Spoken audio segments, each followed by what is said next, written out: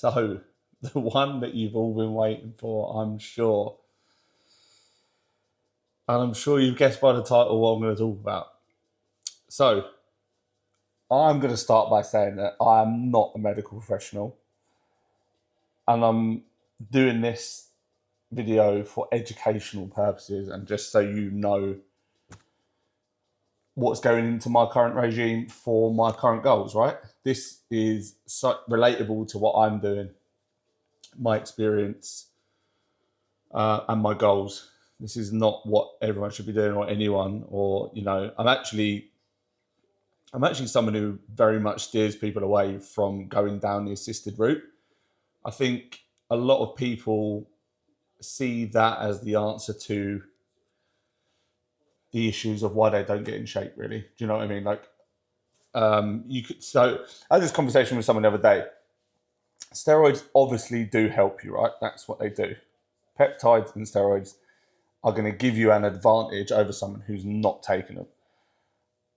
They will not outwork, bad diet, poor sleep, digestive issues, all those other things, right? So you've got to take that into consideration. Most people who want to take steroids don't even have a decent enough goal, I would say, to want to take steroids. But also, they're not even tracking their food. They're not even sleeping properly. If you eat like an 8-year-old child, you need to sort that out first, right? You can't chuck the kitchen sink or something, So the way I say this to people, right? So if they're out of shape, they're not where they want to be. If you put steroids in the mix, that doesn't fix it. You have to change the other things, like your sleep, like your nutrition, massively your nutrition. You can take all the steroids you want in the world, and I don't care what anyone says. Food is the biggest driver of muscle hypertrophy and recovery there is. This will help if you're nailing the other bits. How much of it is person dependent, goal dependent? There's so many variables here. Also, how long you've been doing them, what works for you, what doesn't. It's wild what some people do, to be honest. Like, some people come to me and they're on these cycles that are absolutely mental and they look like melted candles, and you think, wow, you are risking your health, my man. So yeah, this is all a risk to my health. I know that, but my goals are pretty big now, and you'll understand why. I do compete in bodybuilding. I am a coach. I am in the market of physique development, and I'm wanting to take it to a level where I am willing to risk my health for my goals, I would say.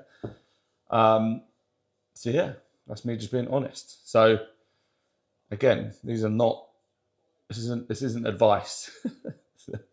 So we're going to start off with the baseline to every steroid cycle, or most steroid cycles. Testosterone. So testosterone enanthate. So enanthate is the ester of the drug. So it's a slow-acting drug. It's not a fast-acting drug. It's basically the foundation of most enhanced cycles, and its job is to keep your hormone levels stable, supports muscle growth and recovery. So it's not really like testosterone doesn't get you strong. It doesn't give you the dog, but it does change you a little bit, and helps protein synthesis. So the current amount I'm on is 390 milligrams per week, and I split that over 7 days. So I do inject over 7 days. So my jabbing frequency is spread over 7 days, because that would act more like a natural hormone than if I put it in, for instance, 3 days a week, because I'd be creating like a big spike to have a dip, to have a big spike to have a dip. So the more consistent we can keep dosages, the better. So I do it over 7 days. So that is the first compound. So Masteron is the second one. Used to run Mast and Primo. Anyone who's in this industry knows there's a Primo shortage at the moment, and Masteron, and now it's back. It's really expensive. So this I can run a bit higher. So I'm someone who's quite sensitive to testosterone. I can get sort of like sore nips, tiniest bit of gyno. So Masteron, enanthate again, so it's a slow act. Actually, no, I'm on Mass Prop, which is fast acting, because that was all that's all I had. It does give a harder, drier look, but that's currently not really what I'm using it for. So typically someone would use Masteron in a prep dieting phase for the look. Doesn't always mean it's the right answer. But it does help control estrogen. So I can run a higher total load of androgens, control my estrogen better, which stops me from getting as many side effects from running testosterone. So my current amount of that, which is pretty hefty now, this is the most I've ever been on, because we're currently post-show. I didn't run much in my prep, hardly any, and my prep was so short, hence we could increase it on the way out. So we are using that as a tool to, build as much muscle as possible. So I'm on 950 milligrams per week, and again, I split this over 7 days. Obviously, you have to work out the measurements. So Masteron is in. I might get some Primo. I think we can get it again, so maybe I'll get Primo in again. Growth hormone. This is in the mix mainly for like recovery, but it does work well with anabolics, and it allows you to run lower amounts of anabolics whilst getting more safer use out of it, shall we say? Is that a thing? But also helps with like fat loss, joint support, better sleep, the appearance. You can look fuller. You can get a bit watery on growth hormone as well. Now, we was running 4 IU pre-bed, so it's something I would take before I go to sleep. And I've now gone up to 6 IU. Again, this is all relevant. So I am doing the most of everything that I've ever done at the moment, because my goals are pretty good now. Like I want to go back and win like a British final show or something. I want to be at that level. So I'm going to do everything I can to get there. Next up, which I am going to do a video on separately, because I think this is one that is going to be a bit of a game changer in the terms of like the bodybuilding world and just in general life. You've seen all the stuff about, Mounjaros, GLP-1s and stuff like that. So this one is called retatrutide. Yes, mouthful. It's newer, so there isn't much long-term data on this. I did have a little look, but it's new out. So side effects, who knows? Like, this is a bit of the rescue run with peptides. It's a multi-agonist, so it does a few things. So it does help with appetite suppression, control fat loss, keeps body fat down, and it does help your insulin sensitivity as well. It's a bit of not a wonder drug, but it does do quite a lot of things. And I've noticed, especially for the appetite, it's really good. But also, it just feels like it uses, my insulin doesn't feel like it spikes. I don't really get that cravings as much anymore, which I think really helped, and it really helped through prep. Definitely, I felt quite satisfied with my meals, which was good. But again, I'm going to do another video on that, of my experience, because I've done different dosages and had different experiences with all of them. And from what I've heard of people, everyone's very person dependent on that. So there's no right or wrong answer with it. It's one of the ones that I would start small and work your way up if it's something you're going to do. The next one is a peptide called MOTS-C, which it's not a steroid, it's a peptide, but I'm just going to go through the stuff that's enhancement. So it's a mitochondrial peptide. And mitochondria is something described, it's like the energy factories inside your cells. So basically it can increase your energy and your function.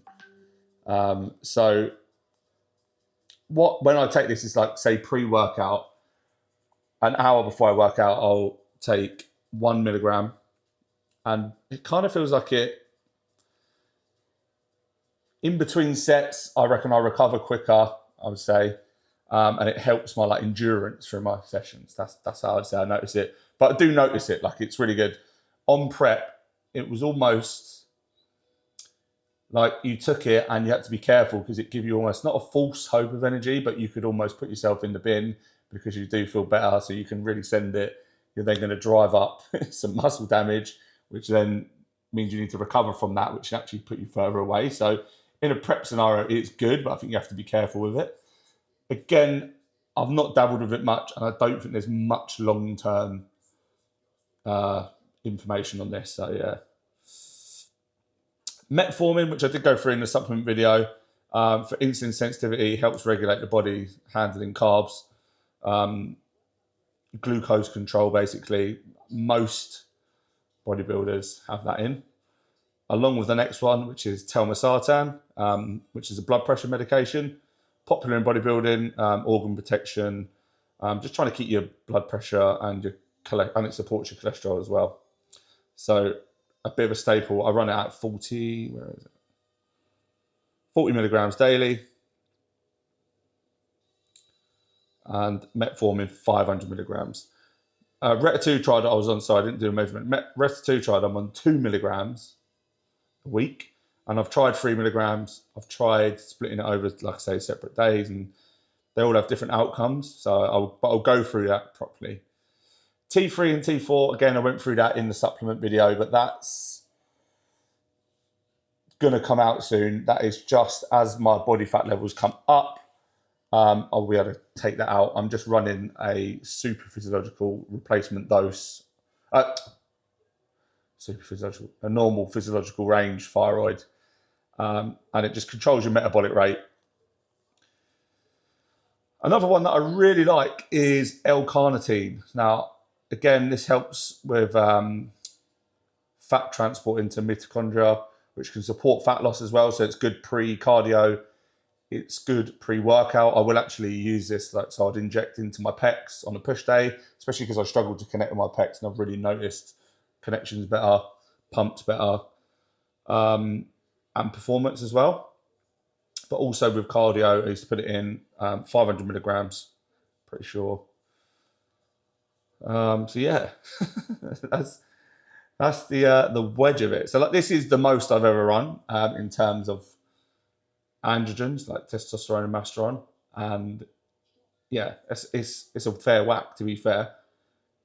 It's not mental, but it's also not low. So I'm, like I say, this is so relative of my goals now, though, right? When I first started bodybuilding, and my goal was to compete, but not really take it to any sort of mental level. I was probably running just under half of what I'm running now. A few years on, obviously, you do sort of tend to increase these things as you go forward in your career. Bodybuilding career? So yeah, hope that's covered enough, and just being open, honest with you. I think people they have a very closed mind on steroids, which I'm not promoting it. But for instance, like my mum will be like, "Oh, you don't want to take steroids, you get all spotty and angry." And it's like, well, I do take them, and I'm not. So, and again, that's not me promoting it, but I think there's like the unknown, yeah. So you only hear horror stories about steroids, and they are something you cannot muck about with. You do need to know what you're doing. I get my blood works done regularly, and it is checked over by like my coach, who has got a lot more knowledge than me. Again, he's not a medical professional, but we've been in the game. We look at what we look at for a bodybuilding purpose. And in turn, right, I take a lot of supplements to make me healthier and reduce risks as well, yeah? And obviously I'm eating whole, nutritious foods, I'm staying hydrated. So yes, steroids are bad, but in another way, I have improved in so many other aspects of my life that it makes my body healthier as well, right? So it swings and roundabouts. Again, not promoting it, but I think there's a much safer model of doing this. Not safe, that word shouldn't be used. No steroids are safe. You could take one lot, have an issue, and you never know. You could have issues forever. You start testosterone, you might never get your natural testosterone back if you want to come off. That is a risk you'd have to take. So I would say to anyone who's thinking about it, really have a long, hard think, because they are not something to be mucked around with at all. It's not a decision you should take lightly, and it should definitely reflect your goals. And also look at the natural bodybuilders out there, mate. Like the most recent PCA natural show, unreal level of muscle these guys have got. And, they're taking 0 steroids, man. They look better than most people. Probably look better than me, and I'm taking steroids, right? So it's out there for the taking. And you know, is it worth risking your health? Who knows? Like, that's your decision. But yeah, I think a lot of people take them who shouldn't take it, for sure. And if you think that you're going to take steroids and they are going to change you, they are not. You need to change everything else. You can get in good shape by sorting your diet out, sorting your sleep out, moving more, and reducing your stress. That will make your body work so much better. And hydration. You've got to have those pillars nailed first.